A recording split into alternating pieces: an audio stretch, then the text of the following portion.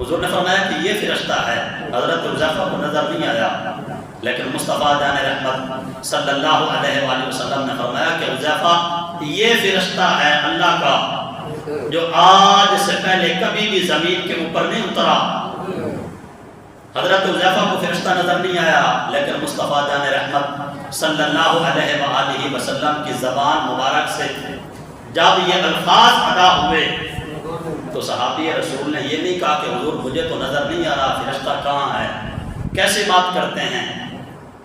عرض کیا کہ ارشاد فرمایا کہ یہ فرشتہ ہے آج سے پہلے کبھی بھی زمین کے اوپر نہیں اترا.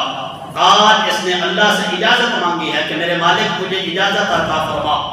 رب ذوالجلال خالق کائنات مالک کائنات نے فرمایا کہ کس بات کی اجازت؟ عرض کی میرے مالک آج مجھے اجازت فرما کہ میں تیرے نبی کی ذات پر جا کر سلام بھیجوں. سبحان اللہ سبحان اللہ. فرشتے بھی مصطفیٰ جان رحمت صلی اللہ علیہ وآلہ وسلم کی ذات پر سلام بھیجتے ہیں. حدیث پاک میں یہ نہیں ہے. اب حال یہ ہوتا ہے کہ جی نماز سے پہلے سلام پڑھا ہے، نماز کے بعد پڑھا ہے، بیٹھ کر سلام پڑھا ہے یا کھڑے ہو کر سلام پڑھا ہے. حدیث پاک میں یہ کیفیت بیان نہیں کی گئی، بس اتنا ہی ہے کہ اس نے اجازت مانگی کہ میرے مالک مجھے اجازت عطا فرما کہ میں زمین پر جاؤں تیرے حبیب کی بارگاہ میں سلام پیش کروں. تو میرے رب نے اجازت عطا فرمائی ہے. فرمایا حذیفہ اس نے آ کر مجھے سلام پیش کیا ہے. اب باقی مسئلے جو ہیں وہ حل ہو چکے ہیں.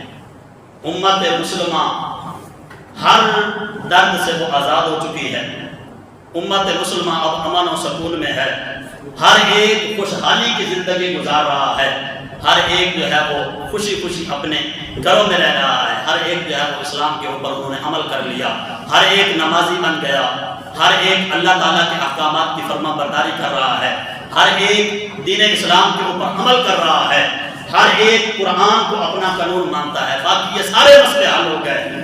صرف درود و سلام والا مسئلہ رہتا تھا جس کے پیچھے لوگ پڑے ہیں کہ کھڑے ہو کے پڑھنا ہے، بیٹھ کے پڑھنا ہے، اذان سے پہلے پڑھیں، اذان کے بعد میں پڑھیں، کیسے درود پڑھا جائے. حالانکہ کلمہ پڑھنے کے بعد پھر بندے کو یہ ذہن تو نہیں دیتا چلو تو نہیں پڑھتا نہ پڑھ، لیکن جو عاشق حضور کی ذات پہ سلام پڑھتا ہے تجھے کیا تکلیف ہے؟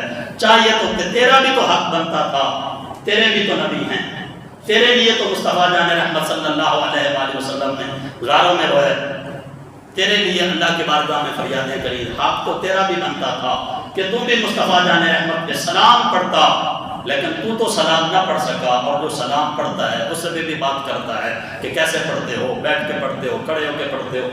حق تو یہ تھا کہ باقی مسائل کی طرف توجہ کی